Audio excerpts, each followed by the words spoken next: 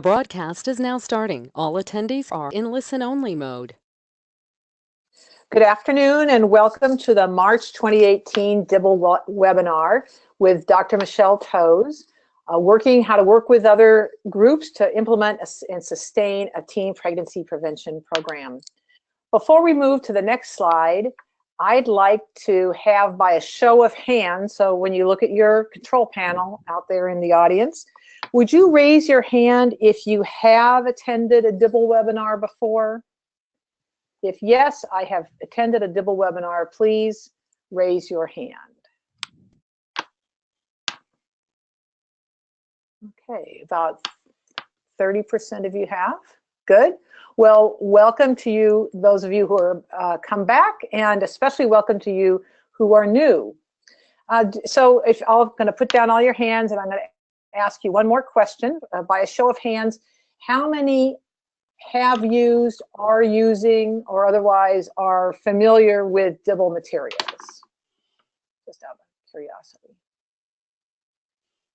Okay. Looks like it's about 25% of the group. So thank you. Again, thank you. Those who are familiar with our work and those of you who are new, we especially welcome you, because I say to people every day, I get up asking myself every day, how can I reach more young people with healthy romantic relationship education? And today, Michelle is going to help us figure that out. So just a few logistics on the slides on this webinar. So Kathy, go. Well, first of all, I want to introduce you to Kathy Guidry, who's our engineer. Kathy? Hi, it's good to be here. I'm excited about this particular webinar. Yeah, so if you are somehow can't access us through the computer, Kathy has put on this screen how you can call. Muted. And we will be doing, asking you if you have questions and asking some questions of you. So there's a question box for you. We'll be asking some polls, and you've already passed the test. You know how to raise your hands. As soon as this webinar is completed, within a couple of days, we'll archive it on our website. So if you want to share it with others who weren't able to make it today, feel free to do that. So as we go on, I want to introduce you to our founders, Charlie and Helen DIBBLE. Charlie was interested in in his second career. He really got interested in youth and wanting to improve their outcomes. And he also realized that sometimes if their families were in turmoil or their families were having tough times, the children experienced that adult disruption and their outcomes decreased. So he started researching what was going on in the field. This was the mid-'80s, and he found a lot of researchers who were doing great work in family life and married life and social life. But when he asked them what they were doing with young people, they would like shrug their shoulders and say, that's really tough. Getting to adolescence is hard. So he brought 6 of us around his dining room table and said, you know, I have this dream that we can teach young people how to get smart about their love lives.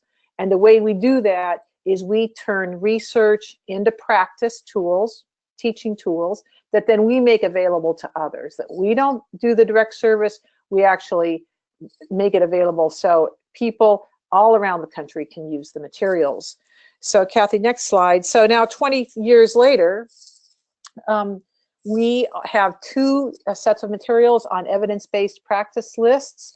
The one we're going to talk about today, Relationship Smarts Plus, is on the SAMHSA list because of its impact on violence and sexual activity, and also Love Notes is on the OAH list for teen pregnancy prevention. Last year, we estimate that we served, through DIBBLE materials, over 76,000 youth. And it's because of people just like you who are in our audience today, taking these materials, figuring out what need they fulfill in your community, how we can help your young people, and using those materials with them. So we appreciate you being on the team. So a little bit, especially for those of you who have not come to a DIBBLE webinar before, let me tell you a little bit about our core values.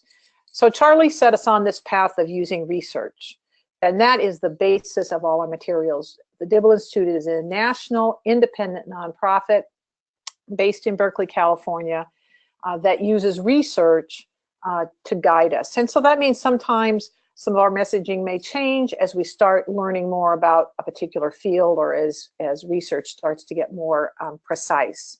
But that's where we put research into our programs, and we evaluate them on the other side, both to improve the product, but also to help us understand what levers we are pulling in a young person's life through this education. Okay, Kathy, the next slide. So we're big fans of stable, healthy families, but this by no means means any disrespect to single parents. We know every day, countless single parents get up. It's hard. They put one foot in front of the other. They're doing their best. They're doing amazing work, right? So this by no means is disrespectful of single parents. But we do know, and they tell us, that raising kids on your own is hard. It's really hard. It's hard physically, it's hard emotionally, it's hard financially. And often they say, not everyone, but many say that if they had to do it over, they might do it differently, so that they had a partner to help them with parenting. So again, no disrespect to single parents. We also firmly believe that everyone needs to be safe. And that means, so Kathy, you want to go back to the other slide. That means that if in a home there's violence or abuse against others or self or substances, then there needs to be an intervention there in that family. So we're not tolerating families that are together but unsafe for children, because children are best served if they are not in a high conflict family. But all too often, families split up and they're low conflict families. So maybe mom and dad aren't, like in love like they used to be when they first met, but it's a good enough family, good enough marriage. And the kids, when those parents split up, are particularly harmed.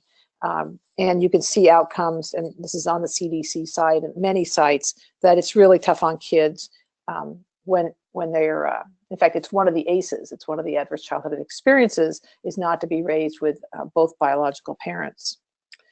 So next slide. And lastly, we believe that everyone deserves to be treated with respect, that no matter who you bring to your relationship, everyone needs good relationship skills to make that relationship a good and healthy relationship.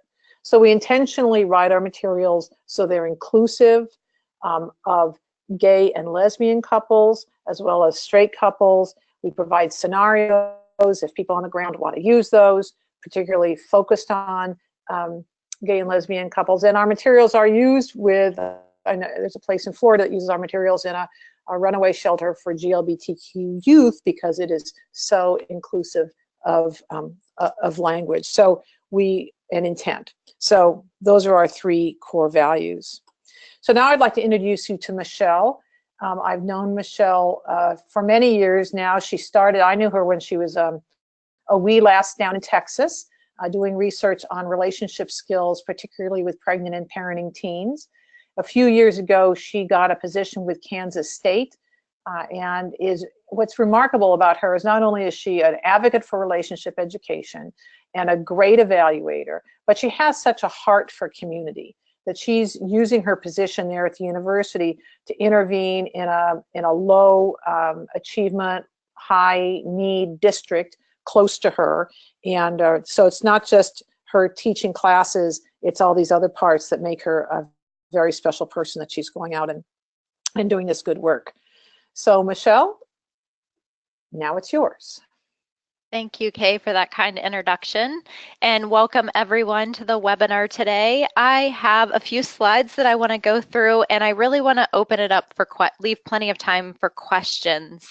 I also have some slides on here where I'm hoping the audience will be willing to share some of your experiences, because I think we can all learn from one another. So today what I've been asked to talk about is a program that one of my colleagues and I recently started here in Central Kansas. And as Kay mentioned, I was in Texas for 14 years working with pregnant and parenting youth, and moved to Kansas in the summer of 2015.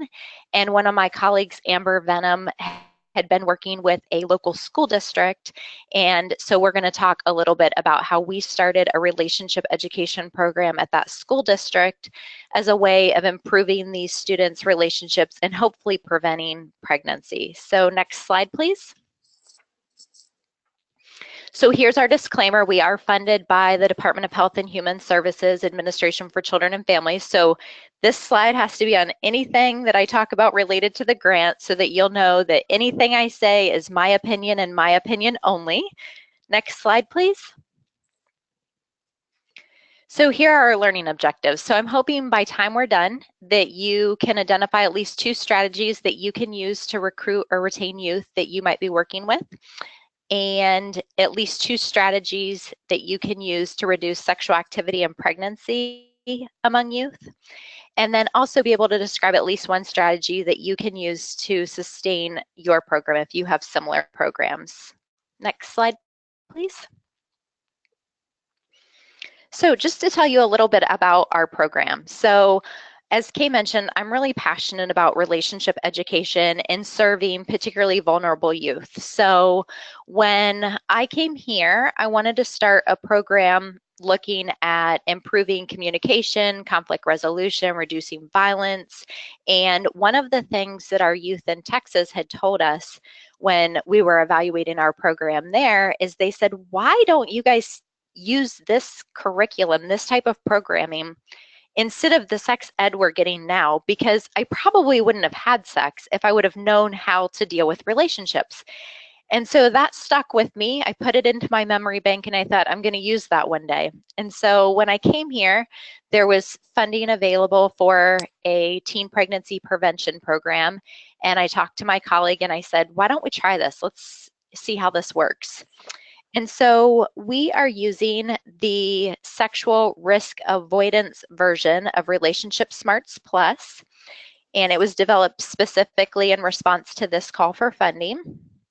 And we use that curriculum to teach 7th and 9th grade students from a local school district how to refrain from sexual activity while also promoting behavioral health and social and emotional well-being is what our goal is. We chose this curriculum, one, because of my previous experience, like I mentioned, with relationship education, but also there was a recent report that came out of Harvard that highlighted the importance of relationship education. And one of the quotes in there said that young people struggle with developing healthy romantic relationships. And so we were hoping that we could teach them some of the skills that they would need in order to develop these relationships as they get older. The school district that we selected, we specifically targeted that school district because over 60% of the students in that school district qualified for free or reduced lunch. Over half of the students are ethnic minorities, and the adolescent pregnancy rate in this particular county is the 2nd highest in the state of Kansas. It's also conveniently located 1 county over from where we are, so it made it easy for us to get to this particular area. We believe that targeting this particular population is necessary because the teen birth rate is more than 2 times higher among culturally underrepresented youth. It's significantly higher among socioeconomically disadvantaged youth, and it's higher among the youth in Kansas compared to youth in the US as a whole. We don't have quite the same teen pregnancy rate in Kansas that I saw when I was in Texas, but it is higher than the national average. So we picked 7th and 9th graders. It's kind of a long story why we picked 7th and 9th graders. We originally were planning on targeting 8th graders, but had to change our plan a bit. But we were targeting younger youth because research has found that approximately 25% of 9th graders have already had sex. And so we really wanted to reach these youth before they started making decisions about sexual activity. And so the way that we implement our program is we train undergraduate and graduate students enrolled in our School of Family Studies and Human Services to implement the program during professional development days. And I'm going to talk about 2 of those aspects more as we go through the presentation. But the professional development days occur about once a month. Sometimes they're a little more or a little less frequent. And So since we're only seeing these youth about once a month, we invite them to participate in booster sessions during the school day over lunch about once a month. That way that we can remind them of the program, they can see us again. We do a lot of fun activities to keep them engaged. So again, I'll talk a bit more about this as we go through. Next slide, please. So one of the strategies that we use to reduce sexual activity and improve their relationships is, in addition to the curriculum, we are using a strategy called WOW, and it stands for Working on What Works. And we added this into our program as a way to create a more supportive classroom and to help with classroom management and engagement. And so the background of WOW, if you're not familiar with WOW, is it aims to build positive relationships between the facilitators and the students that we're serving through collaborative goal setting and teamwork. So as you'll see up here, it says team goals. And so WOW focuses on setting classroom goals that are set by the students rather than coming up with classroom rules. And so the facilitators engage the students in what are our goals as a team. And so this is actually a picture of one of our team goals from one of our groups this past semester. And so you'll see that they came up with being respectful, making friends, being honest, open-minded, having fun, and being kind. And so what we do is, as we're working through our different sessions, our facilitators can remind our students of the goals that they set. They have the students frequently check in, like, so where are we in terms of reaching our goal of being respectful as a group? And they can do it when something disrespectful might have been said, as well as when they're being respectful. And they let the students assess where they are. The facilitator never says, well, I think we're rating ourselves as a 1 right now on being respectful. They let the students come up with the rating. And so WOW really focuses on giving positive feedback and highlighting the positive behaviors that we see in the classroom. Another aspect of WOW that we use, and this has been very well received by our students, is all of our facilitators have Post-it notes that they keep with them. And so they can write down positive statements and then just walk by and just hand it to a student or stick it on the student's desk. And so, for example, with one of the team goals being respectful, they could write down, I appreciate how respectful you were in your response to the group, and then just go over and hand that to the student after the student participated. Like I said, the students have responded really well. We have seen major improvements in their engagement. They are much more open. It really helps facilitate the discussion around the sensitive topics that we're covering. And the nice thing too is the facilitator doesn't have to be the authority figure. The students really hold one another accountable. So it helps build that trust that you need when you're delivering these types of programs. Next slide, please. So as I mentioned, we implement our program on professional development days. And so these are days where there are either parent-teacher conferences or the teachers are engaged in some sort of training or something like that. And so the students are not in school. And as you probably know, research finds that teens are more likely to engage in sexual activities when they're unsupervised, typically in their home, in their own homes when their parents are at work. And so we basically were removing that opportunity by offering our program on these days. So our program offers an alternative. So instead of them being at home all day while their parents are at work, the parents can drop them off at 7:30 in the morning, pick them up at 5:30, and we provide all-day activities related to the curriculum that we're covering. Next slide, please. Another aspect of our program is, in addition to parental supervision, research has highlighted the importance of parental involvement. There has been a lot of research done saying that youth who feel connected to their parents and talk to their parents about relationships and sex are more likely to delay sexual initiation and are less likely to engage in risky sexual behaviors. There was also a study that was done by the National Campaign to Prevent Teen and Unplanned Pregnancy, and they found that almost 60% of the youth between 12 and 14, so the same age that we're serving, said that their parents were most influential when it came to their decisions about sex. And 80% of teens in this survey said that it'd be much easier for teens to postpone sexual activity if they were able to have open, honest conversations about these topics with their parents. Out of those students, 90% said that they wish they could talk more openly about sex, relationships, and birth control with their parents. So they want to talk to their parents about these things. The problem is research is finding a lot of parents are reluctant to talk to their children about sex because they're either uncomfortable talking about it, they might be embarrassed talking about it, or some of the parents said, we don't know. Like, we don't know how to talk to our kids. We don't know what to tell them. We don't know about birth control options. And so we wanted to educate the parents so that they would feel more comfortable talking to their children about sex. And so we decided to offer parent sessions. Our first year with this program, we thought, okay, the parents are coming to pick up their children after the school day is over. We will just provide childcare for any younger siblings.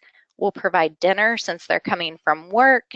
And we will have the parents come in, sit down, engage them in conversation, teach them some of the things that we taught their kiddos that day, get them talking over a family meal. We thought this was a great idea. We were very strategic. We provided buses to get the kiddos to the school, but we did not provide transportation home. That way the parents would have to come and get their kids. And we had not good luck getting the parents to come. A lot of the parents would pull up outside and honk or text their student and tell their student they were there.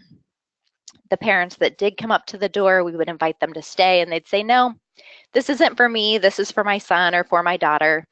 And so we got very frustrated with the lack of parental involvement, and we talked to the school about how they were engaging parents, and we're like, well, we don't engage parents. And we found out that the school had even disbanded their PTO because of lack of parental involvement. So we wanted to still try and engage parents. So one of the things that we did, and this is a piece of this in the background of this slide, so we created a handout. We tried to make it not very text heavy, lots of colors, lots of pictures, and we would distribute this to the children or to the parents at the end of the day, telling the parents what we had talked about during the session and giving them some questions that they could ask their teen to initiate these conversations and hopefully encourage communication between them and their parents.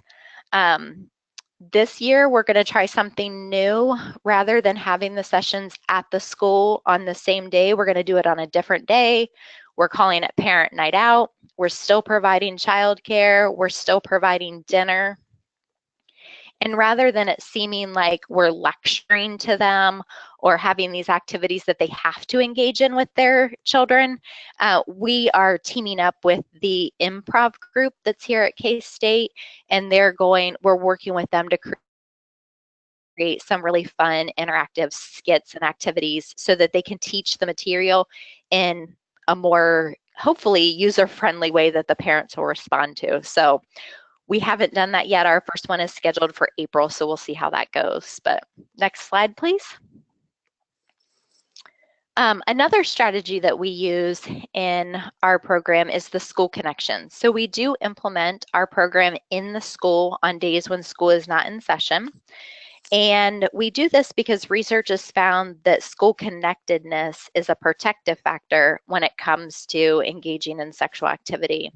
That is, that students who feel connected to the school are less likely to engage in high-risk sexual behaviors. It also allows us to be in the schools and provide the schools with additional resources. I had been sharing with Kay and Kathy prior to the session that our school has been facing a lot of issues this particular year. And I had just heard on the radio coming in that the 9th, 10th, and 11th school students were arrested yesterday in the past month. So they've had 11 students that have been arrested in the past month at this particular school because of either threats or bringing weapons to school. So we're hoping that by providing an additional resource and teaching some of these communication and conflict resolution skills, that it helps with some of these outside factors as well. So next slide, please. So those are some of the strategies that we're currently using to reduce sexual activity among youth in our program. If you can please type some of the strategies that you've used that you have found to be particularly successful into the question box, I would like to share those with others as well. So you should have a little question box on your control panel, and please share with us some strategies, recruitment, retention, how you're getting across the message, how you're helping young people. And we'll actually talk about recruitment and retention next. So. Okay.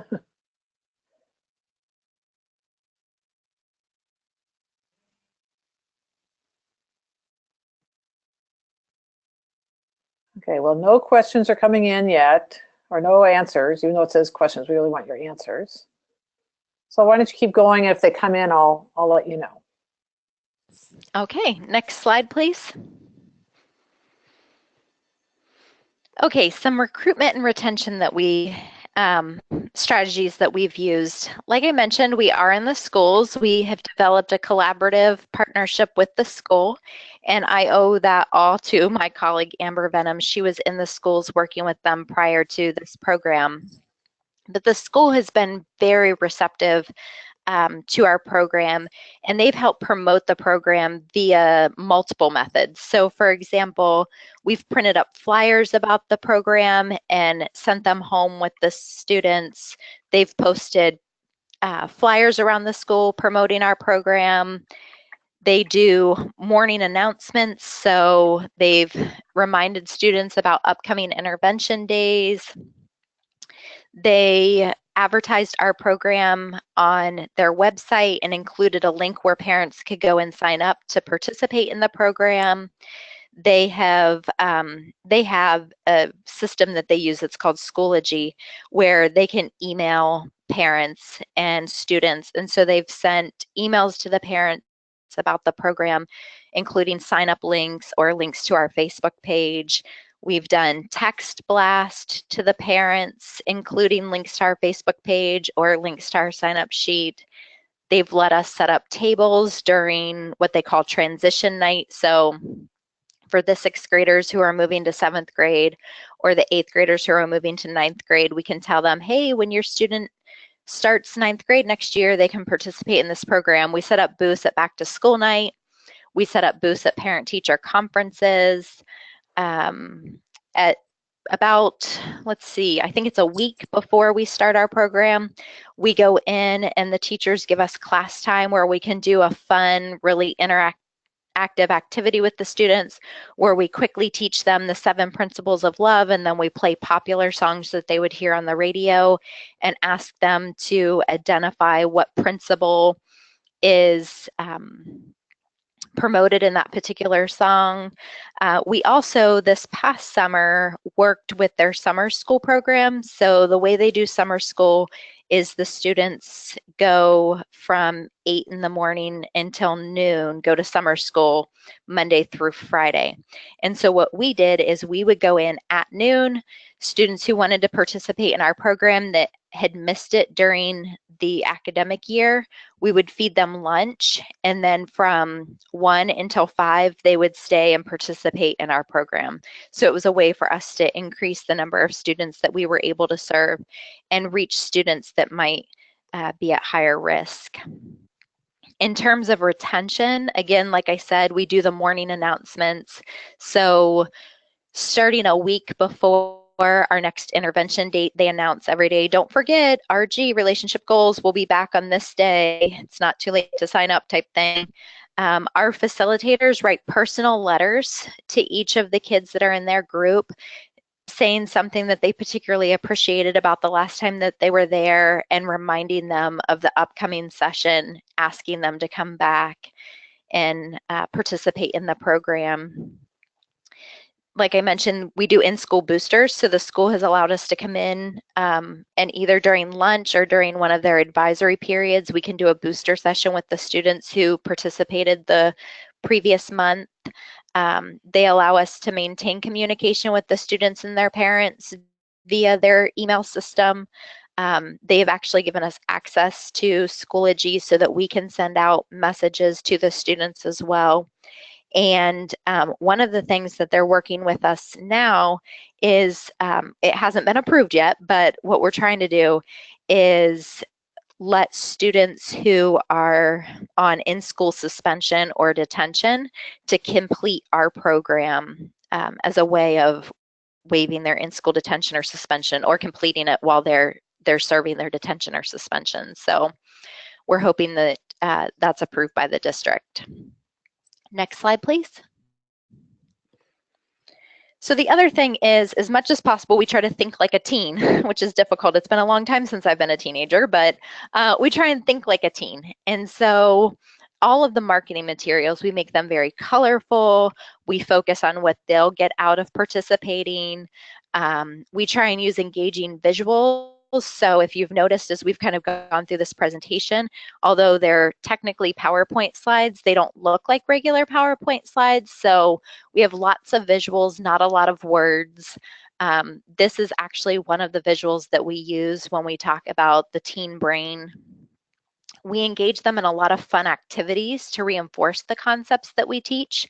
We are there all day long, and we do not want to lecture to them all day long because they would tune out after about 10 to 15 minutes. So the curriculum that we use has a lot of great activities to engage the students. So lots of arts and crafts. They make sculptures of healthy relationships, different activities like that. But we also have developed some additional activities. So when we taught about healthy relationships or the danger signs in relationships, we engaged them in a game of what we called healthy relationship tag. So our facilitators were it. We moved to the gym and we had the students run, and the facilitators would try and tag them, and there were no bases. So what they had to do is they had to yell out a healthy relationship trait in order to be safe. And so they got to practice what they had just learned, and it really emphasized the idea of staying safe in relationships. So that was a lot of fun. The students really got a kick out of seeing me, who is not a teenager, more than double most of their ages, actually more than double all of their ages, try and chase them. That was a lot of fun. I realized how old I am. So another thing we do is we use, like I said, undergraduate and graduate interns to facilitate the program. And they really relate to the students. So in the literature, they sometimes call this near peer facilitators. So they're not the same age, they're not their peers, but they are close to their age. One of the things that I have found in our program here, as well as our program in Texas, is the students talk about how they like the facilitators, and one of their quotes is, because they're not old like our teachers. So that's been really helpful for us. We also give out a lot of incentives with our logo. We use this as a recruitment as well as a retention, because every single incentive we give out has our logo on it. So we give them a t-shirt the first day they come, and that way they wear this t-shirt to school, and hopefully their peers are like, hey, what's that t-shirt? And they can talk about our program. They all have lanyards at school with their school ID that they have to have on at all times. So we give out lanyards with our logo. We give out water bottles, notebooks, drawstring bags. So we have walking billboards all over the school with our logo on it. Another thing that we're trying this year, I don't know how successful it is because we haven't evaluated it yet, but we are learning that badges are really popular right now. And so we have created badges for our different lessons so that the students can earn badges, which they can then put with their school materials. And we have them, depending on how many badges they earn, they can use those badges to purchase additional incentives. And through the entire process, we've solicited teen feedback. So The teens are the ones that came up with the name for the program. We had a different name. They did not like it. They have chose the logo. They have given us feedback about the slides and the curriculum. So we're always asking our teens what it is that they want from the program. Next slide, please. So here's one of our huge incentives that I think has really helped us a lot. We also have school-based incentives. And so in addition to all of the free bling that we give, they get school-based incentives. And so the ones that you see up here are the ones that the 7th graders came up with. And so if they attend one session, they get a free homework pass.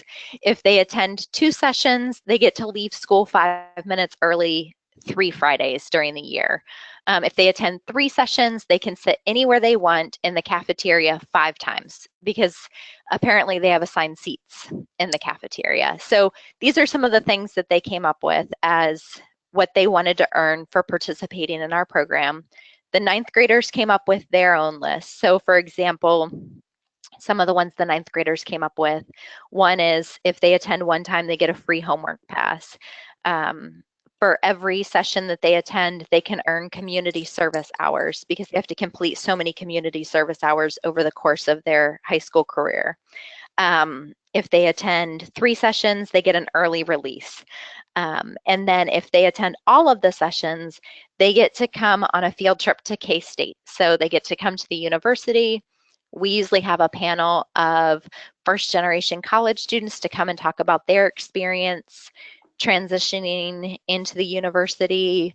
We have them do fun things like we might eat in the dining hall, or we have a low ropes course on campus. We'll take them and engage in the low ropes course.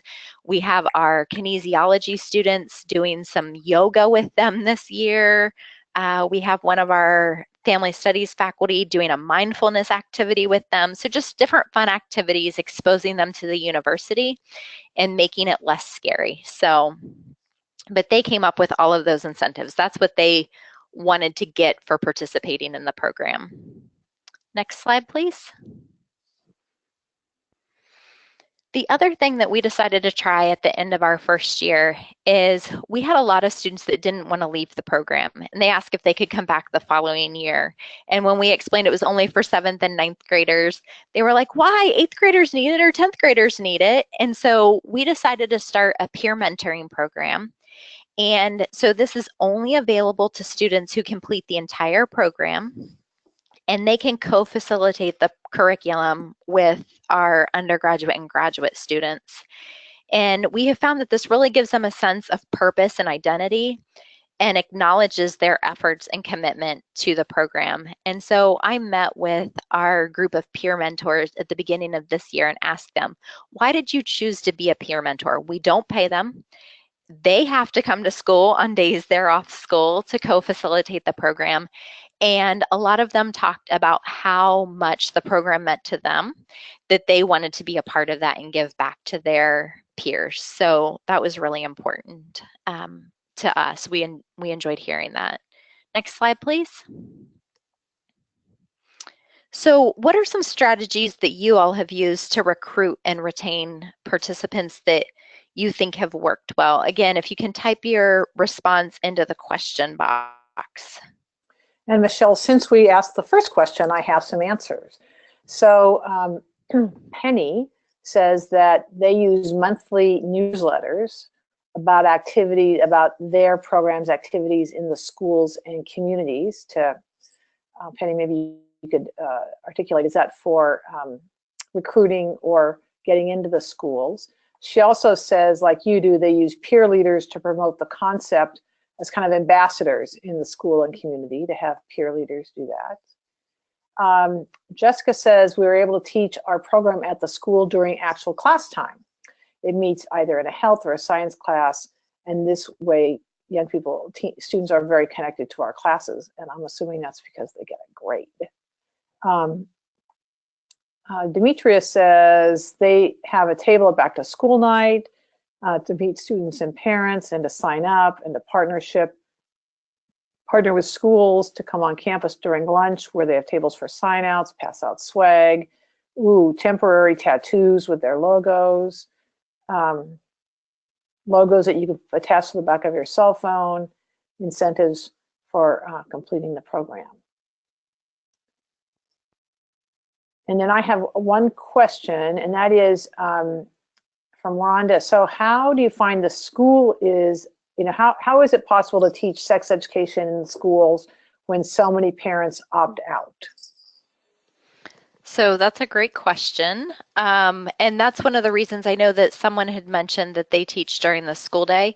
That's one of the reasons that we don't teach during the school day, because our curriculum doesn't necessarily align with what is allowed to be taught in the schools. And so ours is an entirely opt-in program. It is on a day when it's not in school. I was a bit nervous about this at first because we had to provide the parents with a complete table of contents with a description of what we'd be covering in each lesson. We had to provide parents with a copy of the pre-test and post-test because we are funded. We do have to evaluate the effectiveness of the program. So we ask a lot of questions about what behaviors they've engaged in. So we had to provide parents with a copy of that. And then we had to have written consent from all of the parents that their child would be participating in the program. And so, we have about 100 students who participate each year. And so that does mean a lot of parents aren't necessarily opting into the program, but the parents who have opted in have shared with us that they want their students to have this information and they don't want to be the ones to teach it to their children. So yeah, but that is a big reason that we're not in the schools, is because it's hard to get the parents to opt into the programs. And if the material doesn't align exactly with what the school covers, we're not allowed to facilitate during the school day. I hope that answered your question. I think we'll, if it didn't, I'm sure we'll hear.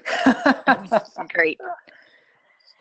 So that's all the Okay. questions for now. Okay. Next slide, please. Okay, so sustainability. I know several of you mentioned that this was something that you were interested in talking about during this webinar. So one of the things, and it's funny because when I talk about this, one person described this as brilliant, and I didn't think it was brilliant. It was just where my heart was coming from. So I'm an educator at heart. I'm a faculty member. And so when I first started doing relationship education, I've always had my undergraduates and my graduate students be trained, and then they're the ones that facilitate the program. And I did this so that they can have the experience. I mean, we're training an entire group of emerging professionals who can then take these skills that they've learned and use them in their future careers. And so that's why I did it. But it also, they're a lot cheaper than full-time employees. So when I was in Texas, all of the students who facilitated our program were interns. And so they were unpaid interns doing this for credit. And so they cost me nothing.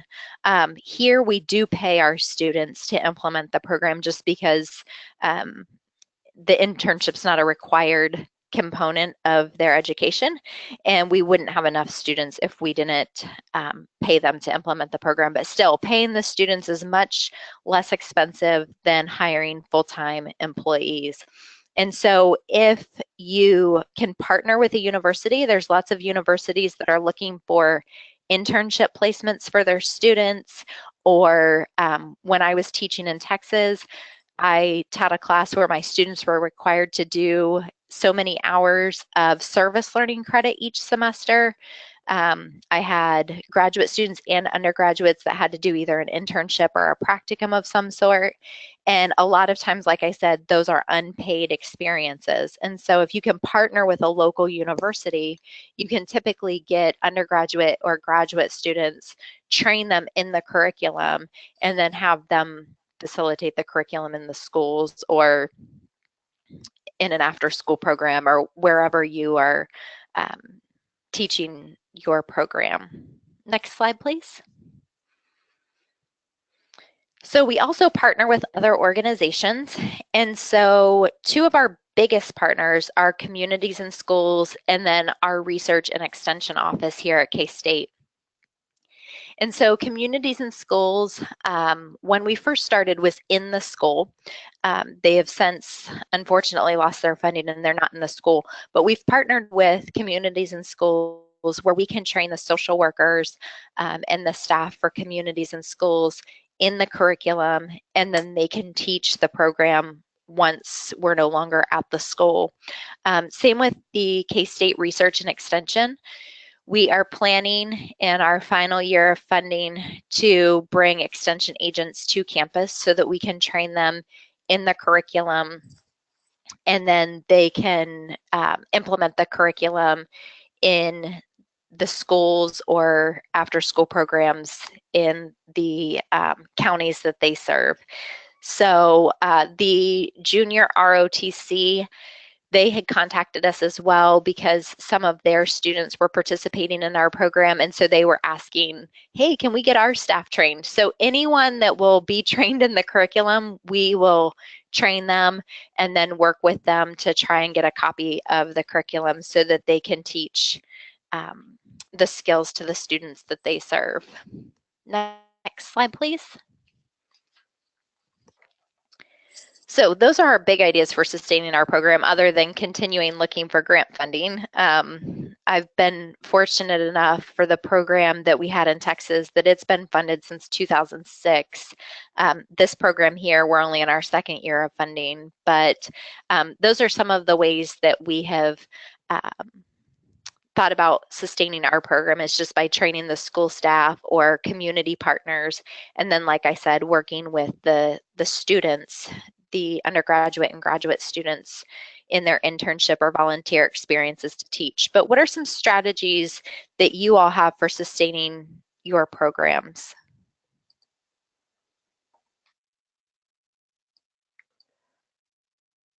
So I have some questions. I have a thought, and this is Kay, and I just wanted to mention that we in the Dibble Institute are exploring the potential that there could be funding for these kind of programs through Every Student Succeeds Act, where they're really focusing on the 5%, the bottom 5% of schools in America, to turn them around.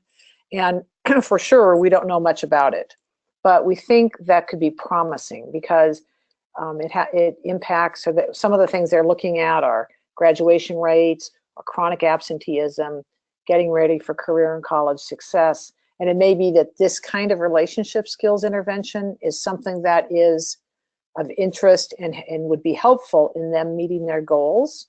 So if that's something that you know something about out there, please write. I'll give you my email at the end of this. I'd love to hear your story, or if you know you're around some turnaround schools, I'd love to help think about that with you. And Kay, if I can just comment on that as well too before you get to the questions. I'm afraid I'll lose my thought, but one of the things that I've always done when I've done these programs as well is I've collected as much data as I can possibly get my hands on so that I can use that information when I'm looking for funding. So we haven't done it here yet, but with the program in Texas, we collected data on absenteeism. We collected data on graduation rates. We collected just those personal stories. Like, for example, I had a principal call me one time.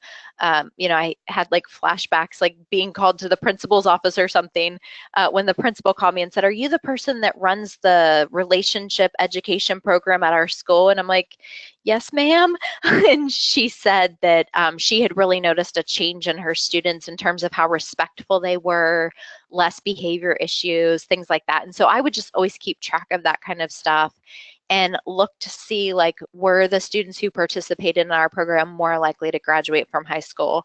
We found from the program in Texas that the directors would say that if they would always request that we implemented our program on Friday because that was when they had their lowest attendance, and attendance really went up on the days we were at the school because they would come because we'd be providing food, we'd be providing incentives, whatever it happened to be. And so they always had us schedule our intervention days on Friday so they could increase their attendance. So if you have a way of collecting that information, it's really useful for when you're writing these grants. The other thing is a lot of these programs have been evaluated looking at different outcomes. So looking at Kay mentioned a couple at the beginning, looking at a reduction in teen pregnancy rates, looking at violence prevention. And so that's something else, is that just look to see if this program could improve whatever that particular funding is. So, you know, writing a violence prevention grant using relationship education, writing a teen pregnancy grant to implement relationship education to reduce teen pregnancy. So those are a couple of things that we've done as well. So yeah, and there is going to be, we believe, based on the tea leaves we're reading from Washington, D.C., that there will be a new funding announcement for this sexual risk avoidance education announced in the next week to 10 days, maybe 2 weeks. So if you want to be kept abreast of that, you know, stay tuned to the, sign up for the Dibble Institute listserv. We will certainly let you know when that comes out. There is a question heard there's here. another round of PrEP funding coming. Oh, right. So PrEP is funded through the states. The continuing PrEP, the competitive PrEP is no longer funded. It's a long story. If anybody wants to talk about funding, like, I try to keep my finger on that one. I would like you to answer this question, which is, I think, a great one. Suzanne asks, so what are you teaching through this program that the school would not normally be allowed to teach? You know, that sounds a little scary. So, like, what are you doing that's different? One, we talk about contraceptives. So our school is abstinence-only school, and so we do talk about contraceptives in our program, which the school isn't necessarily supposed to talk about. That's one of the reasons the parents want the students to come and talk to us. That's the big one. Okay. And let me just say that, you know, this program does not normalize teen sex. Contraception is placed in the context of an adult married relationship. But we do think it's important that young people have medically accurate information for when they need it. So, all righty. Anything else? We've had some any other questions or ideas from our audience? Yeah, if you flip to the next slide, it just asks for additional questions. Well, there you go. Michelle is the question gal, for sure. Yeah, I think that getting into schools is always an issue, even if it's not a sex education program, just taking precious school time. And so it's brilliant if you have the funding to be able to do these extra days when 8th graders still need supervision. It's not just babies that need supervision, but it's hard to supervise an 8th grader because they are 7th grader because they think they're grown up. So right. It's nice to have this kind of day camp, essentially, atmosphere. And it's also how they evaluated another of our programs in Louisville, as they did Saturday camps. So that kids would come, and pizza and fun and games and balloons, and then, you know, relationship skills. So where do you purchase this curricula? So what Michelle is using is called Relationship Smarts Plus Sexual Risk Avoidance Adaptation. And you can read about it on our website. It's under our programs, and you could, when that drops down, it'll say Relationship Smarts Plus SRA. It is currently not available for purchase in a print form. We would be happy to send you a review copy if you want to respond. Kathy, if you want to turn to the slide, is that the Keep in Touch slide where we have the, oh, Michelle's so smart. This is all about Michelle. And then keep going one more, I think it's us. Oh. Okay, so there, Kay Reed or Kathy. You can email us and get a 30-day review copy of Relationship Smarts SRA. The reason we are not publishing it quite yet is we want to make sure that we are meeting the, it's not clear what the legislation or what the grant is going to require, and we want to be able to really support grantees who are using this material in their grant. Currently, about 40% of SRAE grantees are using a Dibble program, and we want to make sure we continue to meet the needs of the grant. So Barbara, if you want to shoot me an email, I'll send you a 30-day copy, and when it's available, we will let you know. So exciting times ahead for sure.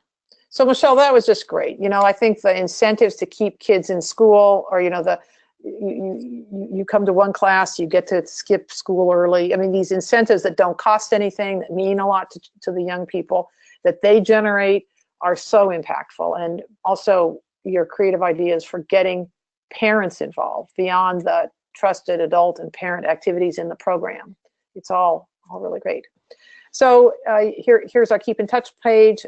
Please like us, follow us, talk to us. Love to hear from you. Happy to have you on our team. And next month, on our second Wednesday webinar, we're going to have Mindy Scott from Child Trends talking about an in-depth program evaluation of the last round of marriage and healthy relationship grantees, and what they found that worked and what they found that could be better, specifically around implementation and other issues. So if you're interested in those kind of questions, please join us. Now, some more questions have just come up.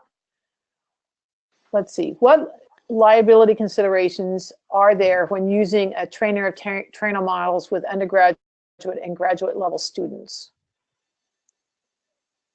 Michelle.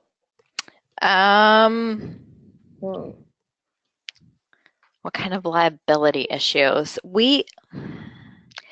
All of our the way we currently run our program is all of our lead facilitators are graduate students, and they all are in our couples and family therapy program.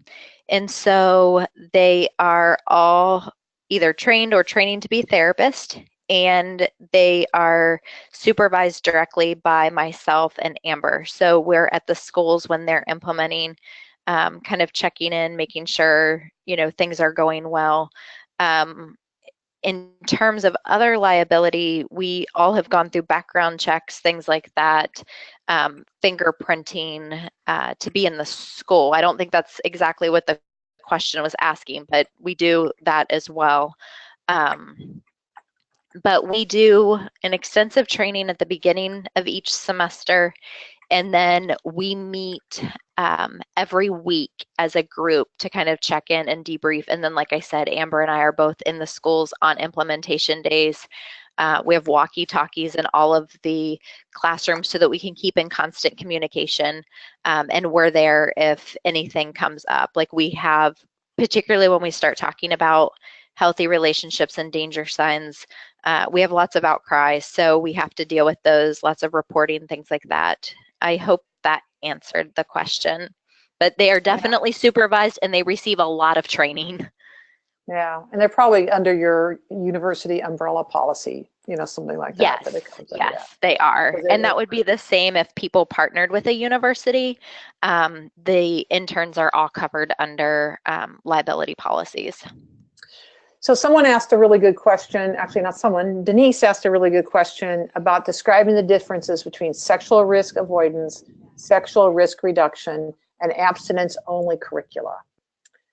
So let me try this. And if this isn't sufficient, we can certainly bring in Marlene, who is our developer.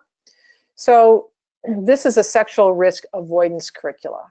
And the difference between it and what we call classic, so there's relationship smarts plus classic, and sexual risk of relationship smarts plus sexual risk avoidance. And there's three key differences, two or three.